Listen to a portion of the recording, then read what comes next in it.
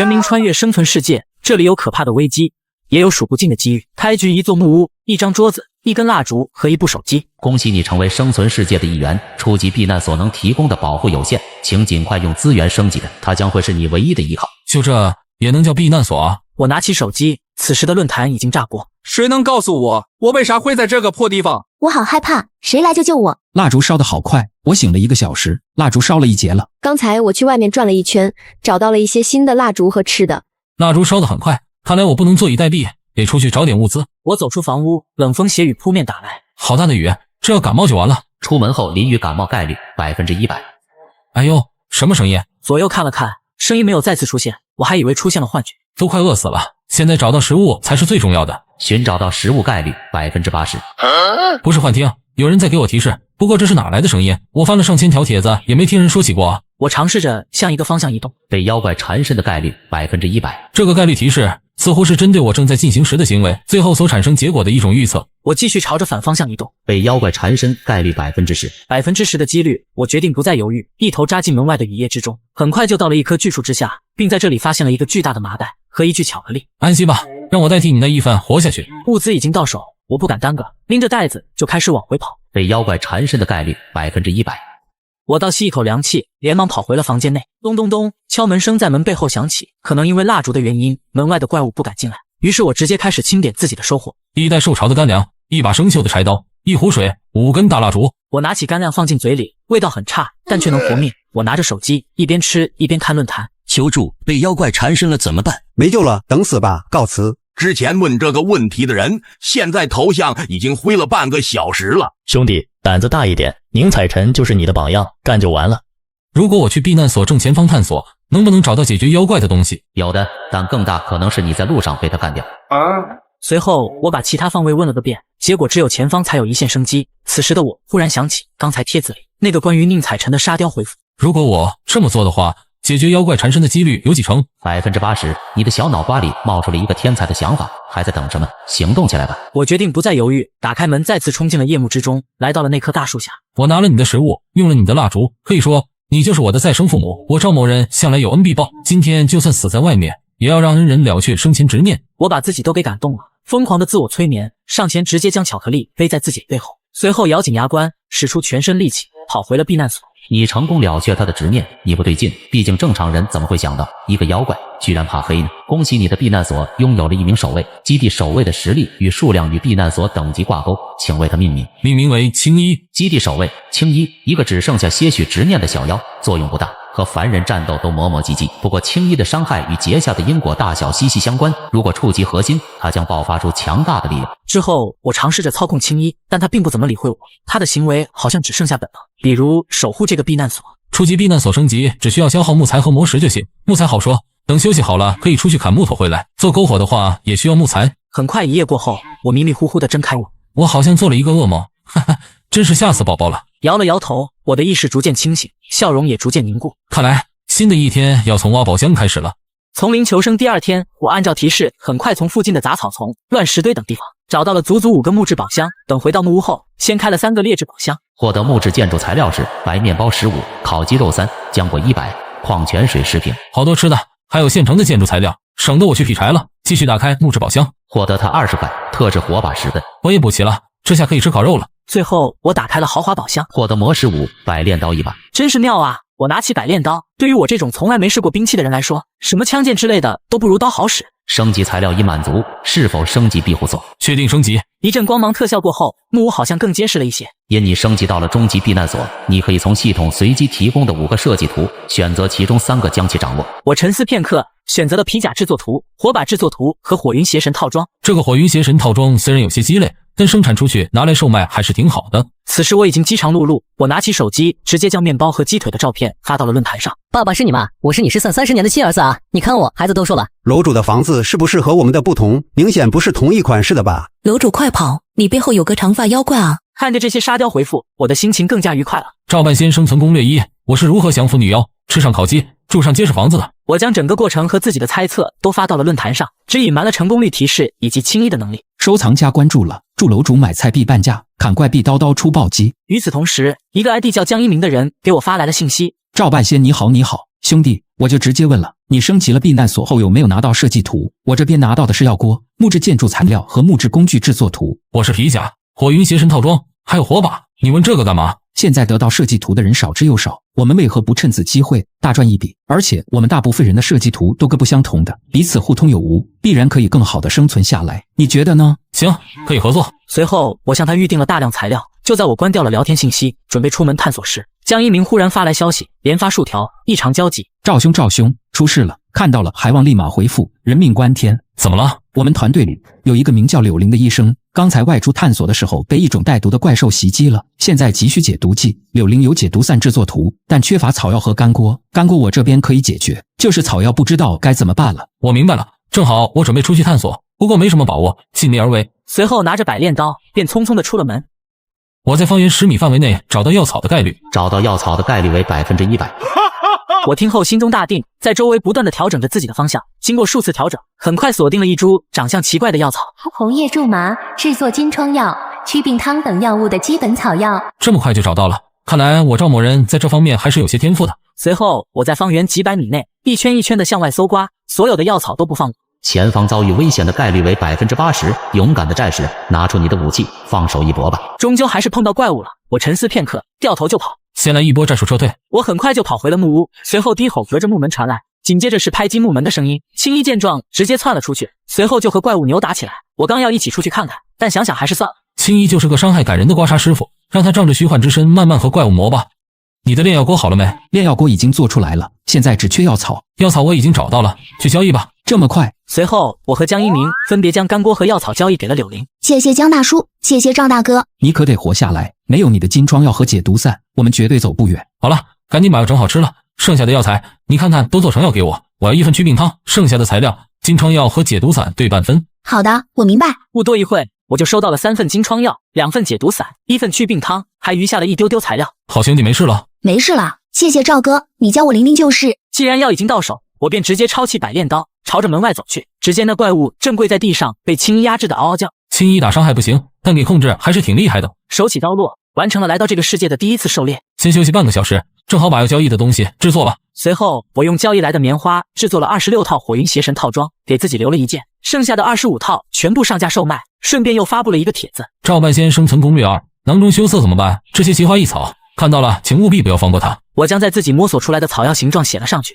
最后复盘了下今天的收获。这段时间我已经将避难所周边大致探明，以避难所为中心，南方是一座大山，山脚下埋藏着铁质宝箱，属于高危区域；西边有一条大河，机遇和危险都来自水里；东边一片荒芜，是难以通行的碎石地，属于未知区域；只有正前北方是一片树林，除了少数几个点外，大都比较安全，也是我主要探索方向。如果想要探索得更远，那么一定要做足准备。全体生存者们请注意，10天后黑暗世界将迎来第一次血月降临。血月降临，沉睡的冥土浮游苏醒，开始疯狂的进攻避难所，请升级更坚固的基地抵挡灾难。血月时间结束后，黑暗中将新增大量宝箱，同时幸存者们都可以得到1份奖励。我10天后在血月中活下来的概率，活着度过血月降临的概率为0.1%。很不巧，你后山位置里有个冥土浮游我建议你别做无用的挣扎，尽快留份遗嘱吧。看来当下升级避难所才是重中之重，还差3块魔石。我直奔交易区，从里面换到了不少陷阱以及其他物资。战胜入阶怪物的概率为80%，让这群丧失理智的怪物瞧瞧，卑鄙的地球人有多厉害。一切准备完毕，我直接沿着庇护所往北走了约500米，这里阴暗潮湿，显然是怪物喜欢的场所。我将火把散布在四周，就开始布置起了陷阱。我赵某人能有什么坏心眼呢？给周围的植物施肥罢了。陷阱布置完毕，我收起周围的火把，然后往其他地方撤了撤。失去火把的威胁，当即便有几只食尸鬼从黑暗中钻了出来。片刻之后，几声脆响传来，失去理智的怪物被猝然困住，惯性之下纷纷倒地不起。我瞅准时机踏步而来，百炼刀何等锋利，手起刀落，对准了一刀就能完事。几分钟后，足足20多只怪物被我斩于刀下。然而就在我放松警惕之时，一只如大象般巨大的巨猪突然自黑暗中露出真容。我的妈呀，这就是入阶怪物吗？巨型蜘蛛稍微移动一下，便贴到了我的身前。千钧一发之际，我麻溜向后一滚，扔出手中的早已准备好的捕猎网。而在捕猎网落下的前一刻，巨猪也吐出了一张白色大网，将我罩入其中。我虽有些傻眼，但还是抽出百炼刀，对着蛛网砍了起来。谁知这蛛网坚韧而又富有粘性，砍不断不说，它还缠得越来越紧了。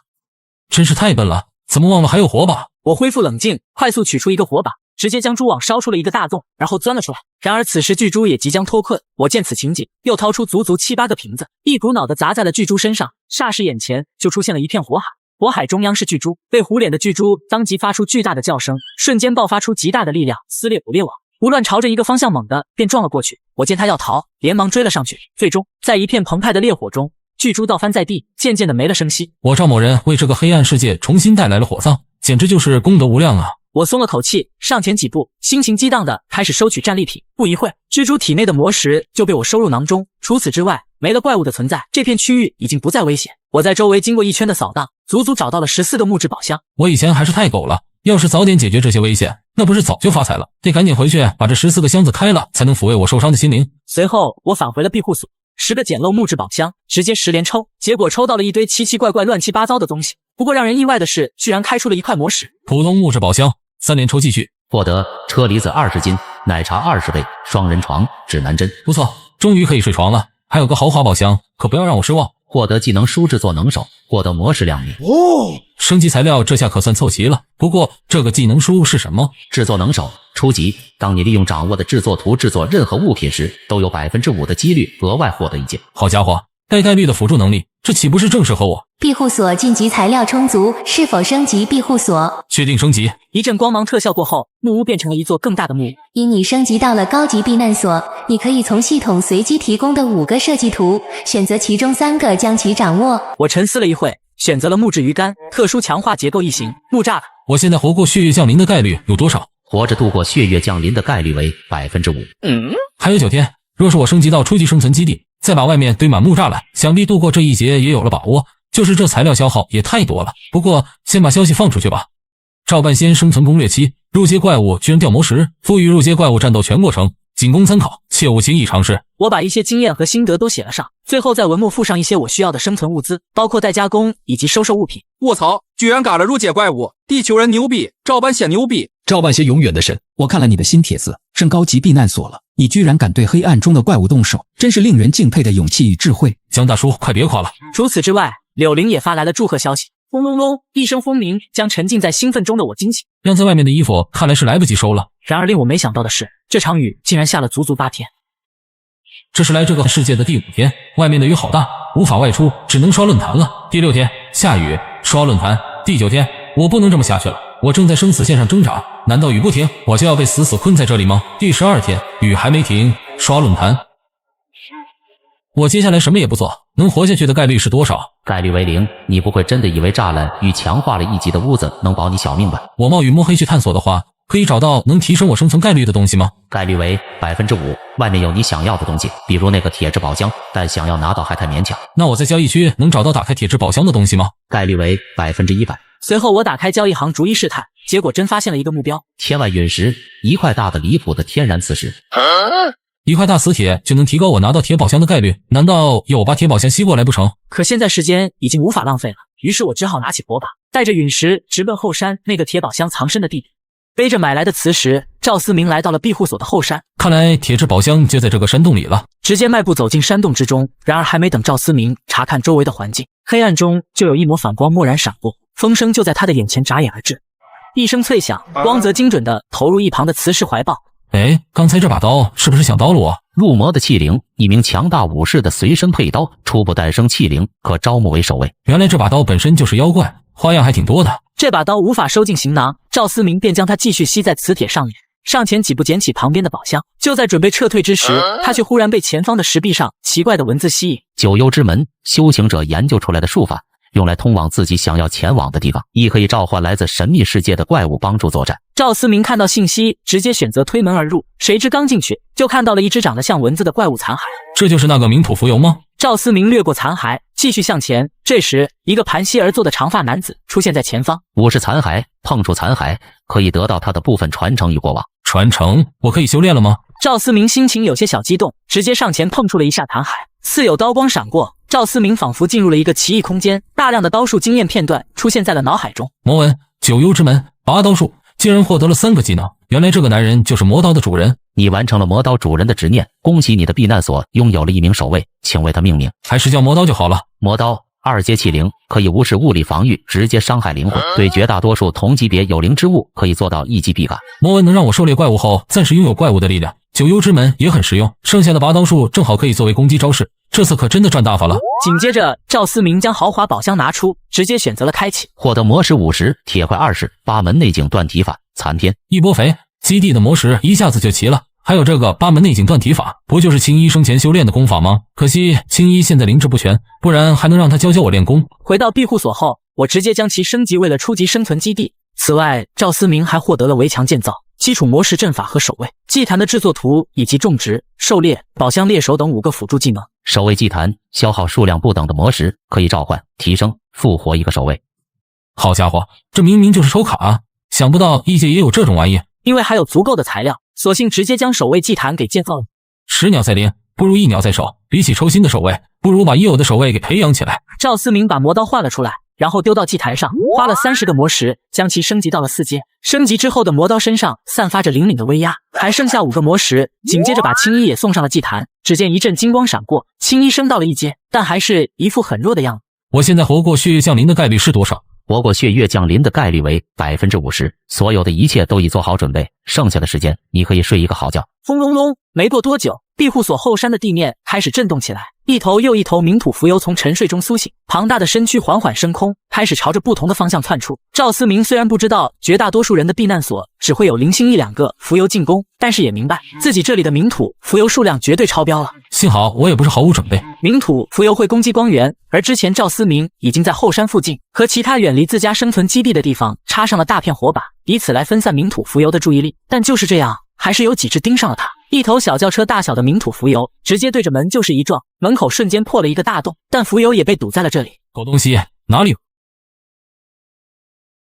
狩猎完成的同时，魔纹也从身后浮现。赵思明只感觉一股力量从体内传来，攻击还在继续。撞击之下，不然赵思明的房子惨遭重创。不过冥土浮游也不好受，好几只浮游直接自己把自己给撞嘎了，就连中型的也是伤筋动骨，被跟在后面的魔刀阴戳戳的捡漏。几只浮游见势不妙，振翅起飞，可能是想着去找别的幸存者麻烦。青衣，你来控住这几只，其他的交给我。青衣配合的将这几只本就已经受伤的浮游控住。赵思明将魔刀握在手中，力贯双臂，拔刀术的光芒在空中爆发。不消一会儿，几只浮游的残骸从空中落下。血月倒计时3分钟，精神支配者来袭。精神支配者，这是什么？赵思明看完提示的同时，眼前恍惚了一下，耳边传来似有似无的低声轻语。我操，我怎么了？赵思明脆弱的精神瞬间遭受重创，来自精神支配者的扭曲正在迅速地占领他的理智。你死于精神支配者的概率为95%，95%的死亡概率，这次真的要凉了吗？请不要再让我在黑夜中流浪了。青衣轻声低语，随后化作半透明，没入了赵思明的身体中。哇，你被他做得真惨哦。青衣，你怎么钻到我的脑袋里面来了？你的想法我都能感知到，不要想太多，这样会干扰我操控你的身体。我先把这个大章鱼解决掉再说。内景秘术，无限生机。赵思明感知到自己的伤势正在被慢慢的修复。这么快的分裂我的细胞，我很快就会老死吧？反正你都这样了，后遗症就不要再管了。再来，经门秘术，解身术。你这是把我的基因锁给打开了？用你们世界的说法，确实是这样子的。不过解开之后容易当场嘎掉，不过配合圣门秘术的无限生机，随便解开也不会有事。这也太犯规了。那当然，奇门遁甲宗是3宗之首，8门内景术更是当世一流。看好了，这是我的力量，也是你的力量。拔刀术。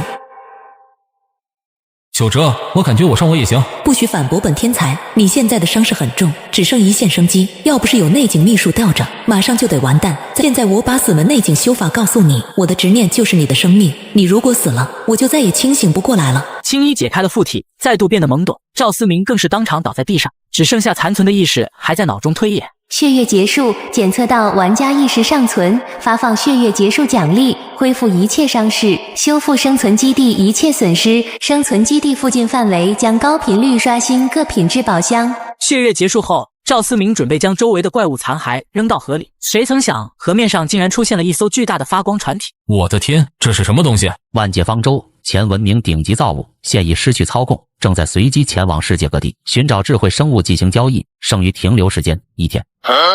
竟然是前文明的造物，看来这个世界还挺神奇的。似乎感应到了他的靠近，万界方舟垂下七彩色灵光，扑到他的脚下。赵思明跳上去，下一个瞬间便出现在了船上。传承玉片，以特殊手法炼制，触摸查看信息。赵思明拿起玉片，一连串信息直接从脑海中冒了出来。都是好东西啊，可惜大部分都买不起，还是选点最实用的吧。一顿查找之后，赵思明看中了一个特殊设计图。斩妖炼魔丝，将妖魔的残骸投入其中熔炼，根据残骸品质产出属性宝石。这个设计图太适合我了，只要我努力狩猎怪物，它的产出就是无限的。赵思明放下玉片，重新回到岸边。血月之后，高频率刷新宝箱，但对开挂的赵某人来说，宝箱藏得多深也没用。半天过去，方圆1000米以内的箱子，除了5个被概率提示有大危机的地点没去，其他的都已经被收入囊中，共收获各品质木质宝箱36个，各品质铁质宝箱3个。将木质宝箱全部打开，收获了18个魔石，还有大量的基础物资，比如木材、石头之类的。紧接着是铁质宝箱，获得魔石70，冶炼炉1个，琉璃灯5个，随机食物树种子1个。现在有137块魔石，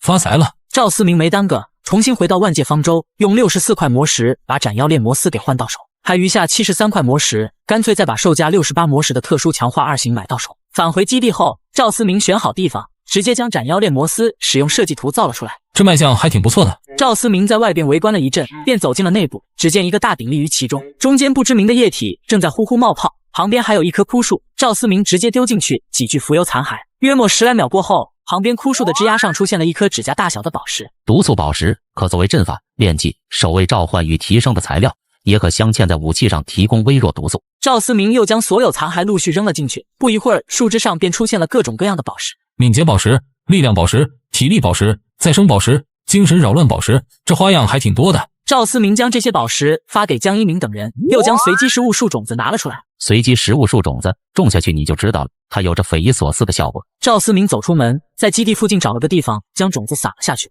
顺便埋了点把肥料。只见种子肉眼以可见的速度发芽生长，不一会儿就成了膝盖高的小树苗。鸡腿树种下之后可结出鸡腿，产量约10到12个，3天一熟。鸡腿都是这么来的，太离谱了吧！你所在的区域将在5天之后沦为第1层暗域，等闲火种无法在1层燃烧，你可以通过摧毁附近诞生的黑暗之源，延迟暗域扩张的时间。还真是不让人喘口气啊！不过有魔刀在手，3阶的精神支配着都不是我的对手，等闲入间黑暗生物不过是行走的魔石罢了。宝石的效果非常明显，附了宝石的铁刀，我使用后力量大概增加了3成，真是太猛了。半仙你开个价吧。我这边有力量、敏捷、防御3种宝石，每种20颗。赵思明只报了这3种特殊的宝石，还是自己留着，不打算卖。我能都拿下吗？哈哈，老徐你别太贪，能用多少换多少，都是互助联盟的，我肯定优先提供给你。好吧。随后两人达成了交易，按照1比1的兑换比例，赵思明获得了30颗魔石，之后又在交易行交换了若干种材料。只差一段围墙就能升级终极庇护所了，可惜没有图纸，先去看看公告里说的那个黑暗之源吧。赵思明打开月神宝盒，这是血月结束后赵思明获得的特殊物品，每24小时可随机获得1种祝福。天眼，24小时内黑暗、浓雾等非实体无法阻碍你的视线。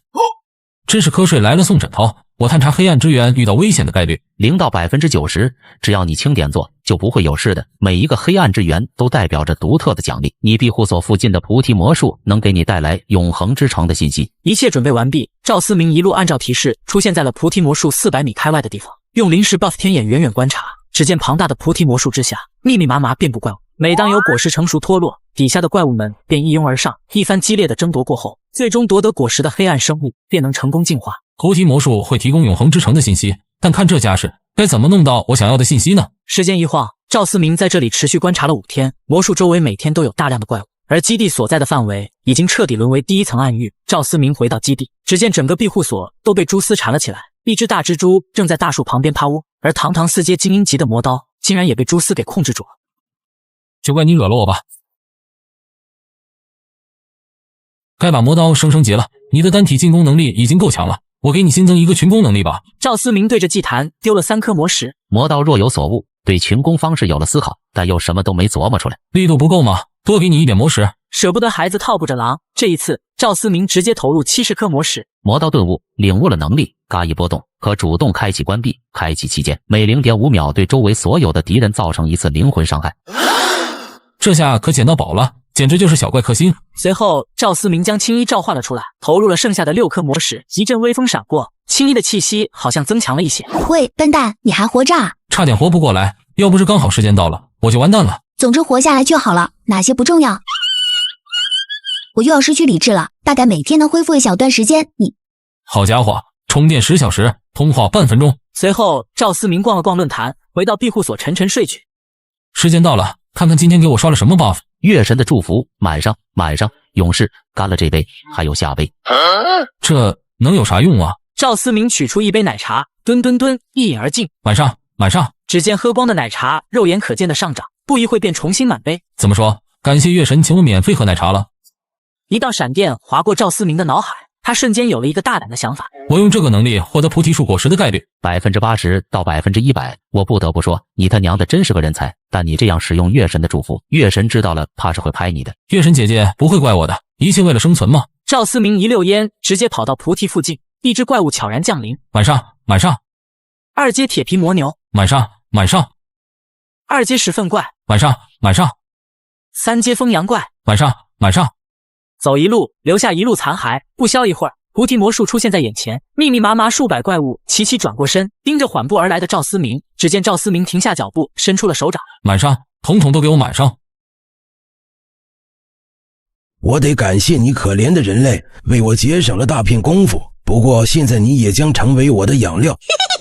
菩提魔术老脸一颗果实顿时脱落，诱人无比的香味让赵思明目光迷离。这一刻，他只有一个念头，那就是吃下这颗果实。危急时刻，魔刀腾空而出，刀光一闪，直接将果实一分为二。至此，赵思明也瞬间清醒过来。我的天，差点阴沟里翻船，还有什么招都使出来吧。不想死的话，就赶紧告诉我永恒之城的信息。你居然知道永恒之城，难道你也是来自那里？你觉得呢？好吧，传说此界在毁灭前夕，人类用最后的力量打造了几座永恒之城，分别是永恒天空、海洋、战争以及花园之城。或许可能还有别的，但我不知道。每一座城池都是由繁多的传说词条构造，我不知道词条如何获得，但只有具备这些词条，才能诞生永恒之城。好的，谢谢解惑，为表达感谢，来，满上。什么？你这个卑鄙的人类！随着魔术的毁灭，一个闪烁着荧光的宝箱出现在原地。赵思明上前将果实、宝箱以及各种残骸收进行囊，随后径直前往黑暗深处。这片森林是来自永恒花园之城的人死后身上所携带的种子所化，听起来颇有些神话的味道。赵思明用概率提示尽量排除危险，一路慢慢赶快找宝箱，有条不紊的前进。3个小时后，植物忽然变得稀疏，土地一开始荒芜起来。前方遇险概率为100%，如若踏出森林范围，你将进入第3层暗域，成为送上门的外卖。森林的尽头是第3层暗域吗？此地危险，赵思明果断转身离去。然而就在他离去后没多久，一道骑着灰狼的身影缓缓走了出来。我在黑暗中待了太久，不过收获也很明显，不提各种怪物残骸和宝箱，就连很多规则也算摸索完整了。我的天，什么东西？灰狼骑士见自己暴露，一个闪身直扑赵思明，但他也不慌，瞬间一拔刀斜斩灰狼骑士，刀矛相交。赵思明发现自己的力气劲对着对方，灰狼骑士乘胜追击，赵思明发动脱兔技能闪避而出。就是现在，给我满上！虽然骑士是亡灵系，但灰狼可是生物，趁着灰狼被祝福顺，赵思明拿出魔刀，给你尝尝拔刀斩的味道。终究还是我笑到了最后。然而就在此时，一道辉光从灰狼骑士身上窜出，瞬间没入赵思明体内。你已被游荡者斥候标记，所属游荡者的阵营将会跟随印记指引，在2到5天内对你发起进攻。哈，这算什么？打不过就摇人？赵思明吐槽了一句，就继续赶路。等回到庇护所后，直接将菩提魔术给的白银箱打开，获得魔石200、岩石之壁设计图、木之荆棘阵图。岩石之壁还不错，有了这个围墙就能升级终极庇护所了。随后赵思明进入斩妖炼魔丝，将残骸全部炼化，宝石树也一下子变得硕果累累。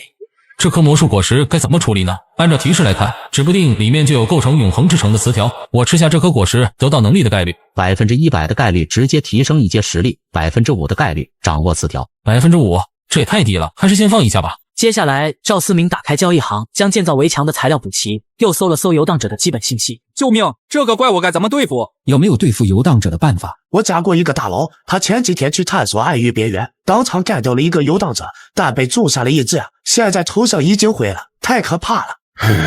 希望升级基地之后能给我一点惊喜吧。赵思明走到外面，选定了位置，3米高的石墙拔地而起，将生存基地保护在内。检测到条件满足，是否将庇护所升级为终极生存基地？确定升级。一阵白光闪过，墙体好像变得更结实了一些。因你升级到了终极生存基地，你可以从下列5个设计图或技能中选择其中3个将其掌握。这个乾坤一致弥补了我没有远程攻击的手段，鹰眼强化了我的视觉，手眼协调也能弥补我的短板。不错不错，大神告诉我，游荡者来了，我能否战而胜之？失败概率100%，才这么一会儿，你又觉得你行了？造孽啊！那我掌握词条之后保命的概率100%，那是人类最后的奇迹，奇迹当然能保你一命。随后，赵思明开始从各种角度试探如何提升获得词条的概率，没想到还真被他给找到。传送卷轴，想和朋友串串门吗？有了传送卷轴，你就可以传送到对方的基地外了。哈，难不成在自己家找不到方法，去别人家就能找到了？愿意请我去你家玩的，在下方评论区留言，报名时间1天。半仙，你最近遇到了麻烦吗？有点小麻烦吧。这是我们成员目前大致的能力清单表，都是大家能提供的帮助，你看看有没有需要的地方。赵思明心里暖暖的，在这么一个陌生且危险的世界，他并不是孤身一人战斗，选了几种急需的物资，随后关掉了聊天信息。现在让我瞧一瞧，该翻哪个幸运儿的牌子呢？如果赵大神能来我这，应该能帮我度过这一劫吧。不过我这么倒霉，肯定选不到我。错过了好几次，这总算选中了，真不容易。我马上到。大神竟然选中我了。要不出门看一眼，可是我现在的状态，哪怕家门口都会遭遇致命危机吧。算了，不管了，宝儿不慌，冲呀！哎，别哭了，我的妈耶！你就是阴宝，我还以为是怪物呢，怎么浑身喝不溜秋的呢？大神，我不怪你，不过能不能保护我1天、半天也行。遇上麻烦了吗？是这样的，刚来这个世界的时候，我太饿了，就吃了个奇怪的果子，之后得到了一种特殊的能力，我的皮肤能根据运气变色，幸运时我的皮肤白皙，而厄运时我的皮肤就会变黑，但像现在这么黑还是头一次。怪不得，那确实挺惨的。你这个症状会持续多久？还有没有别的特性？有呢，一般小半天就结束了，而且我厄运期间熬过的磨难越多，后面几天的运气就越好。大神，你看我还有救吗？还行，问题不是很大，我会帮你的。大神，大恩大德无以为报，小女子愿意以身相许。不至于，请你不要再说这件事。对了，外边的万魔阵你了解多少？你别看这里空无一人，实际上怪物到处都是，每一间民居都有怪物。随后，赵思明和殷宝了解了一下外面的情况，就准备带着他外出化解厄运。赵思明带着殷宝走在万魔阵的道路上，看到怪物就是一个拔刀斩，给旁边殷宝看得一愣一愣。怎么样？你感觉运气好些了没有？有，感觉我的福运累积了一丝，再多克服一些磨难，一定能转化成最强欧皇之体。那啥，你跟紧我，马上开下一个。两人谈笑间来到了下一间房子，打开此房，遭遇厄难之民，胜率为30%到70%。咦，这个房子有些凶险，咱们绕着走。大神，你果然有知晓怪物底细的办法，我还准备提醒你别选这里呢。你也知道？当然，我都探索这个镇子1个月了，据我所知，这就是一个帮派成员的家。年人勿躁，小心火烛。什么声音？糟了，是打更人，我们快找个地方躲起来。来不及细想，赵思明带着殷宝就窜进了这个民居之中。这是哪个混蛋，竟然在自己家里还装陷阱？幸好我穿着金丝软卫衣，要不真栽在这里了。赵思明爬出陷阱，不曾想刚露出一个脑袋，就被迎面一刀劈过来。赵思明不敢应接，真了个瓶子就闪身回到坑里。厄难之民见此直接一声咆哮，悍然跳了下去。赵思明见此，直接以其人之道还治其身，我道正言正。厄难之民毫无招架之力，翻倒在地。两人趁此机会赶紧跳了上去。年人勿躁，小心火烛。不知何时，打更人已悄无声息地站在门外。随着铜锣声响起，被瓶子点燃的房间瞬间全部熄灭。打更人目视赵思明二人踏步进屋。大神，我是不是转运了？赵思明也是松了口气，赶紧拉着小黑妞逃出房间。然而两人刚跑到大街上，迎面大地一颤，只见庞大的8阶憎恶屠夫居然就在街道上杵着，巨大的体型堵住了整条街道。两人当即转身，噔的一声，打更人缓缓走来，这下前有虎后有狼，两人夹在中间瑟瑟发抖。转运了，但又没完全转。大神，我有一个愿望，答应我。都啥时候了还许愿？赶紧走。许久后，殷宝儿茫然地睁开眼睛，发现自己和赵思明居然在一匹小马驹的背上，这是之前开启豪华银宝箱获得的奖励之一，幻化坐骑小马驹。大神，我连孩子的名字都想好了。你好像有点大病。我们好像跑了很久了，要去哪啊？那得问追我们的家伙多久才能停啊？我们居然还没逃出升天。所以你最好别说什么干完这一票就收手，回去了就结婚之类的话，你现在的运气和插旗的老将军没啥区别。轰隆隆！就在此时，大地开始震颤起来。赵思明策马跑到城镇之外，然而离谱的是，出镇之外的道路上直接被地震裂开了一条将近20米的巨大裂缝。这是什么情况？赵思明人都傻了，这小妞附带的霉运也太强了。更要命的是，打更人与憎恶屠夫正在快速的接近。大神，怎么办？怎么办？左右没路，后退死路一条，所以赵思明感受着白马的力量，二者在这一刻仿佛心意相通，之间小马后退紧，接着马蹄猛踏地面，呼啸的风声吹起赵思明与殷宝儿的头发，小马驹载着两人在半空中义无反顾的飞翔。然而在距离尽头还有5米之时，小马力量耗尽，开始坠落。解身术，单手拎起殷宝儿，直接将其甩到对岸。紧接着赵思明猛然一蹬马背，一个腾跃稳稳落在悬崖对面，而打更人与憎恶屠夫只能热气腾腾地瞪着两人，却根本无可奈何，最后只能看着两人渐行渐远。大神，告诉你一个好消息哦。我好像领悟了一些东西，现在我已经能转变我的运气状态了。也就是说，终于不用倒霉了。那只见殷宝儿身形一闪，黝黑的肤色瞬间变得粉嫩白皙。哥哥，你看我美吗？还成吧，眼睛很漂亮，不多不少，一左一右，刚好2个。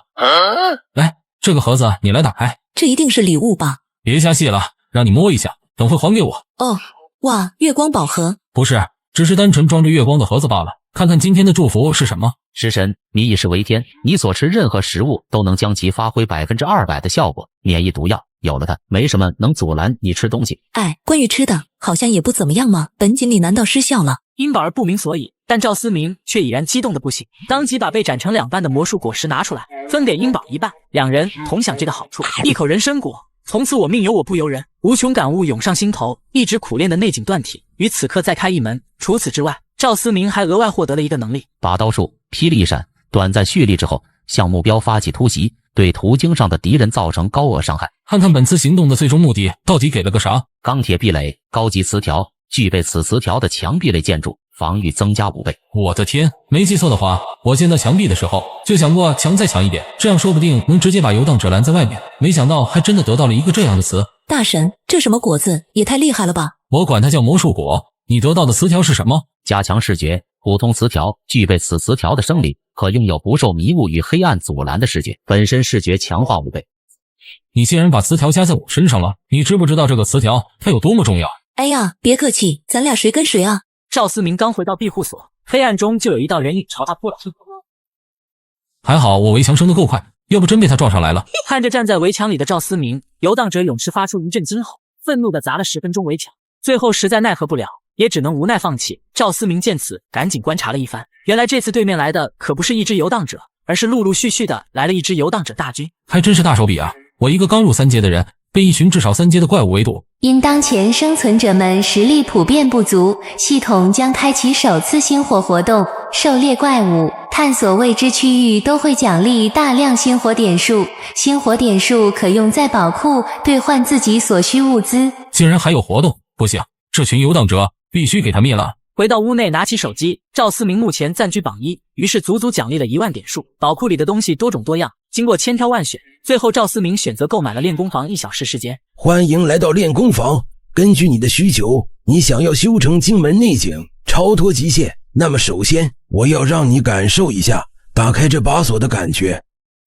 一股玄之又玄的气息在赵思明体内爆开，仿佛上一刻还在烈火中熊熊燃烧，下一秒就转瞬到了冰寒烈冷。赵思明浑身紧绷，感受着环境的好像无尽的生死轮回都浓缩在这1个小时之中，而殊不知此时的论坛已经吵翻了。我的高级避难所只给我500点星火，这合理吗？中级避难所拿着100星火瑟瑟发抖。还是咱们区域的照办先牛啊！星火榜排名第1，说是爆炸。1个小时后，赵思明终于从那噩梦般的幻境中醒过来，而金门内景已经于此时修成。现在的我已经具备了当初血月时轻衣附体的力量。看了一眼手机，各种99家的消息让赵思明头皮发麻。半仙，星火宝库里面每天都会出售打折的低价传送券与回程券，我寻思着能不能让联盟里的辅助求生者传送到战斗之夜那里打工，毕竟如果没能在星火活动捞足收获，后面他们会很危险。探索别人基地附近也会奖励星火点数吗？那倒不会，只有探索自己的才行。不过狩猎奖励是可以分的，系统会自动按贡献分配。那好，你安排个人过来吧，我这正好有一场恶战。刘医生，欢迎来我的火柴盒做客，有吃吗？谢谢不用了，赵大哥，这鸡腿是生的。哎呦，来之前江大叔怎么和你说的？看赵大哥遇到了什么麻烦，然后抱大腿，让我配合你就可以的。听到这，赵思明带着柳玲走到庇护所大门。赵大哥一直生活的这么水深火热吗？没错，一会咱俩配合，你负责关门就好了。通向围墙之外的钢铁大门被缓缓拉开，游荡者的身影浮现，领头的是游荡者斥候。见到大门开了，坐下灰狼仰头发出一声嚎叫，然后便带着身后怪物冲了进去。柳灵，现在把门关上。藏在一旁的柳灵解开绳索，被拉上去的铁门轰然落下，将尚未进来的游荡者战士隔绝在外。而这边刚放下铁门，那边已然开始交手，乱七八糟遍布的陷阱，虽然伤害不高，但十分烦人，直接困住了4名斥候，而剩下3名游荡者骑乘灰狼翻越栅栏，直接朝赵思明攻来。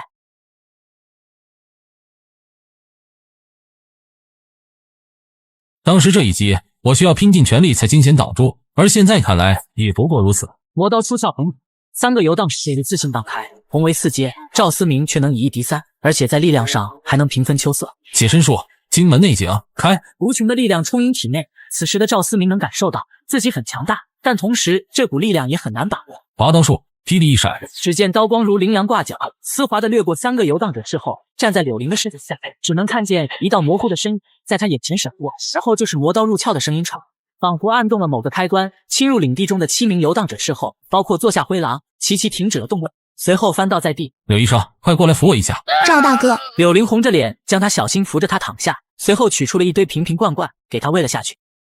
我没事了，你现在去把大门打开，把剩下的家伙都放进来，一切按照计划进行。似乎是感知到了来自赵思明的反击，森林深处的5阶游荡者勇士不再隐藏，而是直接开始了冲锋。铁门被拉上去的瞬息之间，游荡者勇士便朝着赵思明扑了过来，而赵思明也不废话，霹雳一闪，纵身掠入。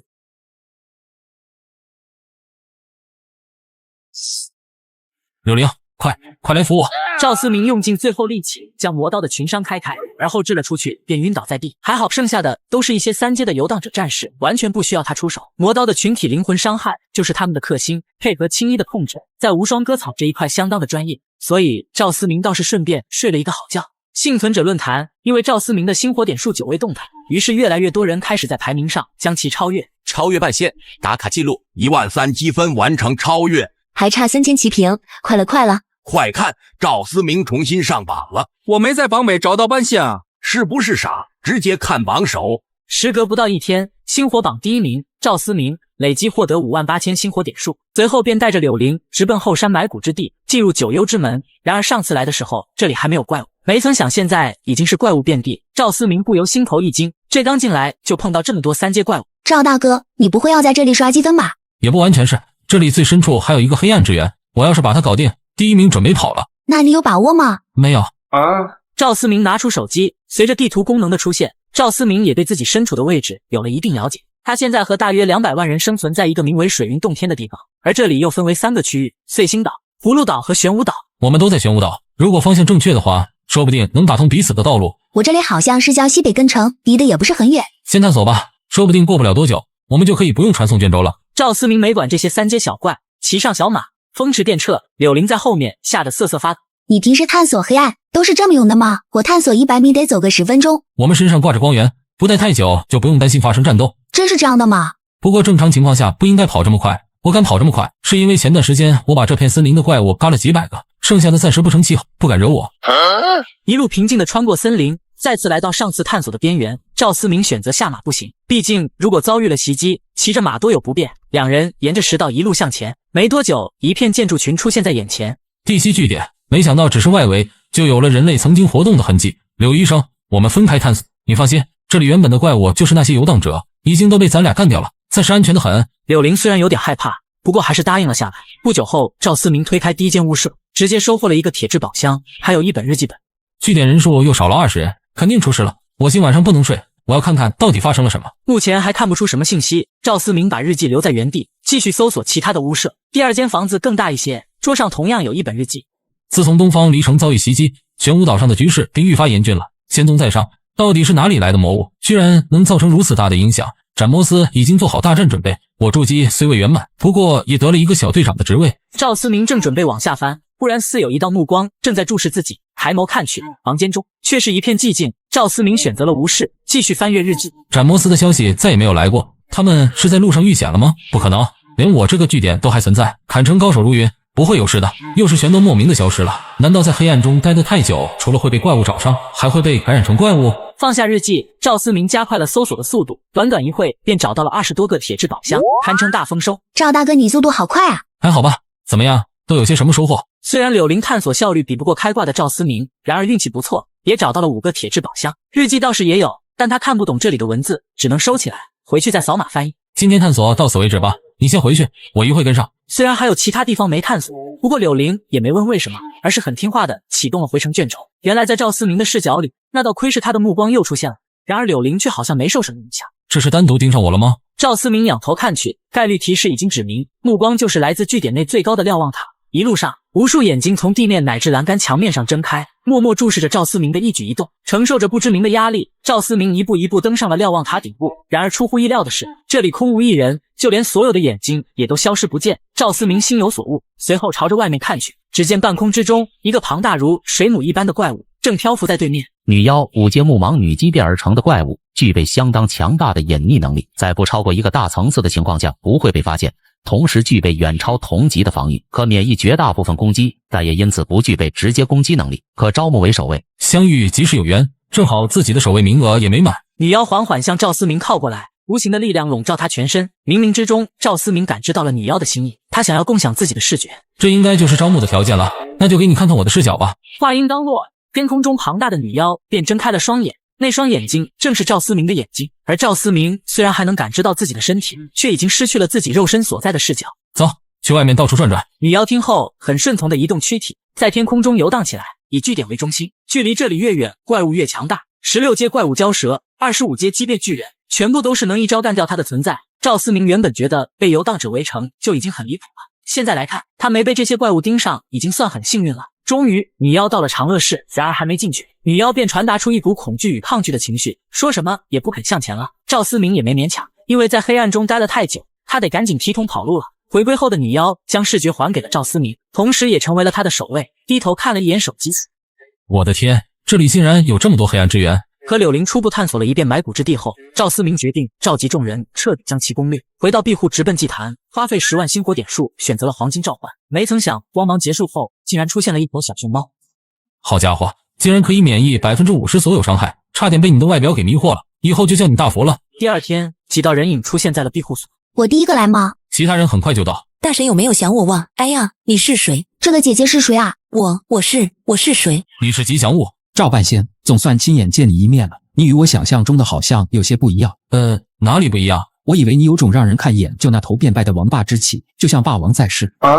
看样子我们是最后一批呢。各位，我是赵思明，欢迎大家前来相助攻略埋骨之地，不胜荣幸。客气客气。时间紧迫，相信各位在来之前就已经做好了战斗准备。接下来诸位介绍下自己的能力，然后开始商讨战斗方案。我们俩人修炼了灵体筑基，功法让我们有了相当强悍的肉身力量，可以打头阵。你们可以叫我小爱，我战斗力不强，主要是给你们加状态的。铁甲护身术、牛虎大力术、突突弹跳术，顾名思义就好了。叫我周姨吧，我的能力是束缚，可以帮你们控制，不过我的攻击手段不多，其他就要靠你们了。麻烦周姨了。最后，柳林作为医护人员，殷宝作为吉祥物，何仁峰和赵思明作为主攻。一段时间后，后山九幽之门的洞窟之中，无论看多少次，都觉得黑暗中的怪物都太过恶心。按计划进行，灵体兄弟先上，小爱加状态，其他人列阵，保证状态。灵体兄弟倒是毫不畏惧，直接马着上去。地灵体对准一个剑魔之海，是大力神，其身后消瘦的天灵体如影随形的刺出一剑，一刚猛，一轻灵，两相配合之下，携带着必杀的气势。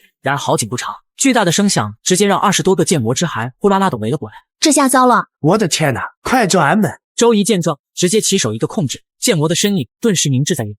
好，干得漂亮！赵思明瞅准形势，松开了刀柄，魔刀激动万分，眨眼便冲了出去。一个、2个、3个，越来越多的剑魔之骸被魔刀寻机斩灭灵魂，不一会便堆满了残骸。原来我们竟如此的强大！别臭美了，要不是我家大神的刀在帮忙，你们早就渣都不剩了。众人休整了一会，继续向前，不一会便到了巢穴深处。赵思明朝前扔了一个火把，一时间无数趋光的浮游从角落中冒了出来。灵体兄、周仪、小爱。周仪故技重施，扔出一个卷轴，直接将几只浮游困在原地。铁甲护神术、牛虎大力术 buff 加深，两人感觉状态前所未有的良好，随即呼啸着往前冲去，两边乍一接触，便瞬间焦灼在了一起。他们的战术很简单，就用自己强悍的身体属性来应付，再加上周仪的奉旨，小爱的 buff， 一时间天空中的浮游接连不断的坠下。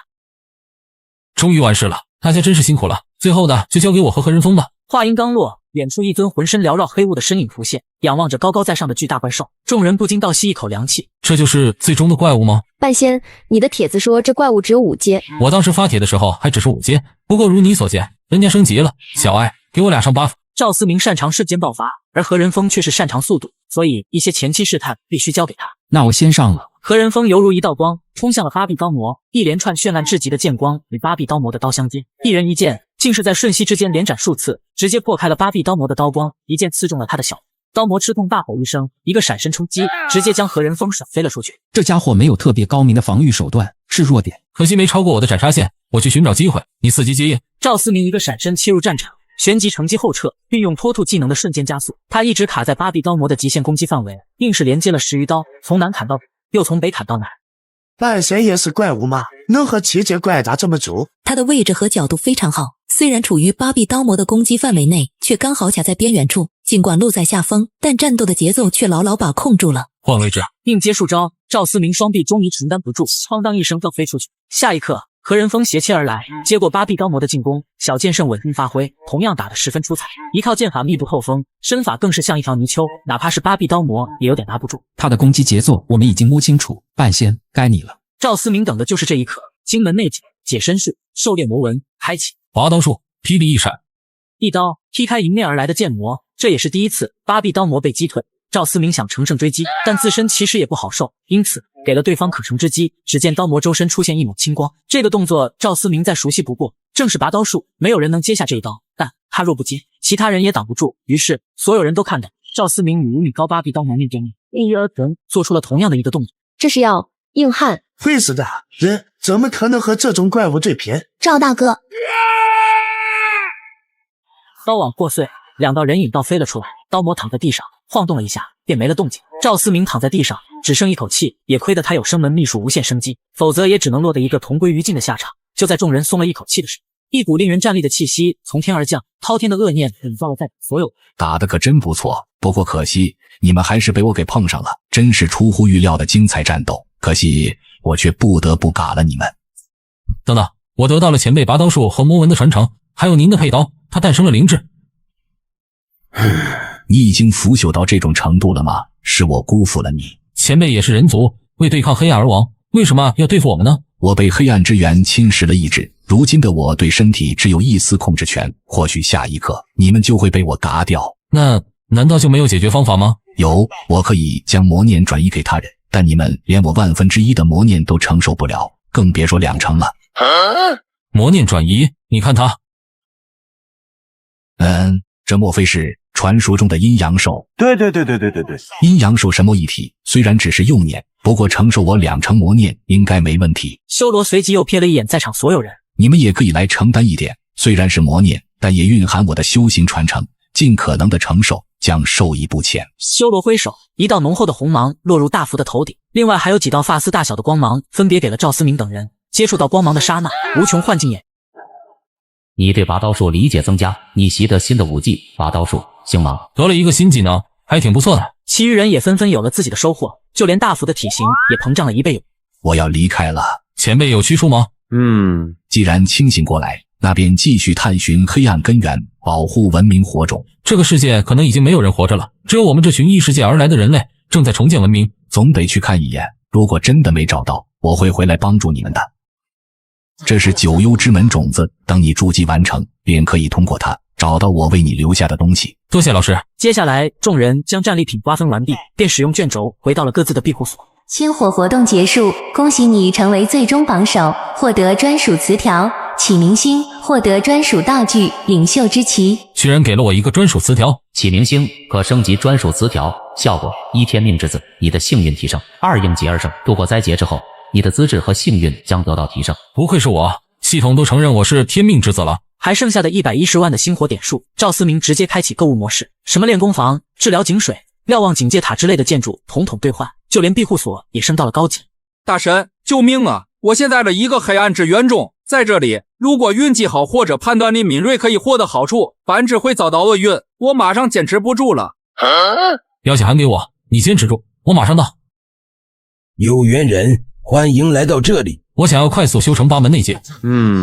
只要你回答我的问题，令我满意，便能得到我的赠与。先不急，我要把灵体兄带出来。他正在支付提升实力的代价，想要带他出来，你就得帮他支付代价。如果帮他支付代价，那好处也合该是我的，对吧？可以转移给你，只要他同意。那你快问。OK， 你是一个下山游历的修士，你看见一女子浑身是伤的向你跑来，其身后有一蒙面男子持刀追赶，眼看女子即将成为刀下亡魂，你当如何选择？给你3个选项：第一，挡住蒙面男子救下受伤女子；第二，帮助蒙面男子拦住受伤女子；第三，冷眼旁观。你选择1、2、3遇险的概率为100%。好家伙，选哪个都是错的，有没有别的选项？没有，必须在我的选项中找出正确答案。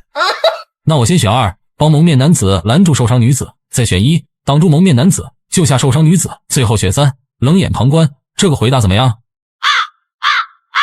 看，这一幕灵体兄也是亲历者，只不过他选择的是救受伤女子，然而结果就是谢谢恩公了呢。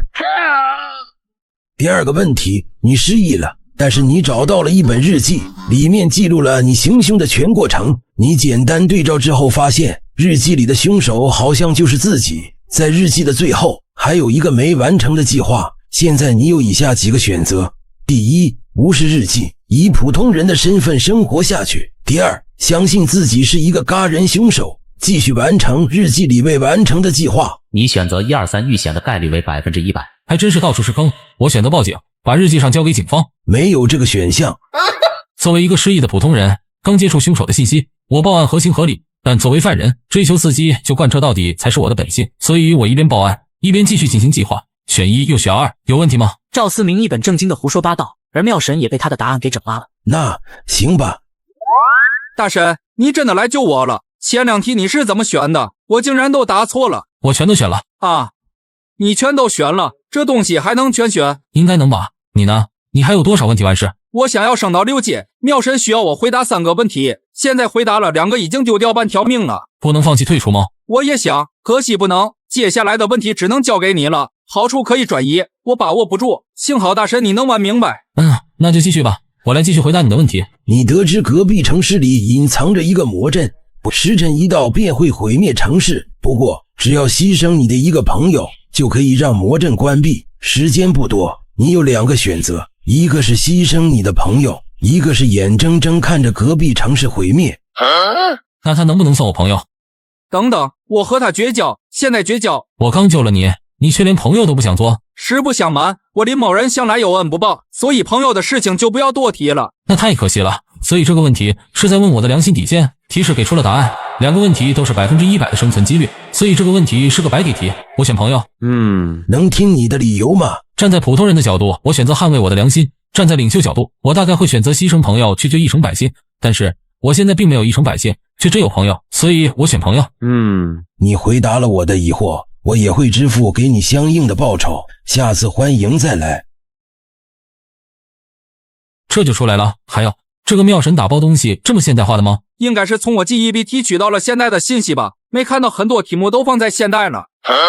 2人分别后，赵思明回到庇护所，看了一下奖励。饕餮精魄珠，服用后可增幅体魄，有一定概率掌握饕餮的些许能力。神魂玉神物，因施加了信息封印，无法获得具体信息，需自行摸索。这个神魂玉看起来有点厉害，先放一放，现在可以去练攻防升级了。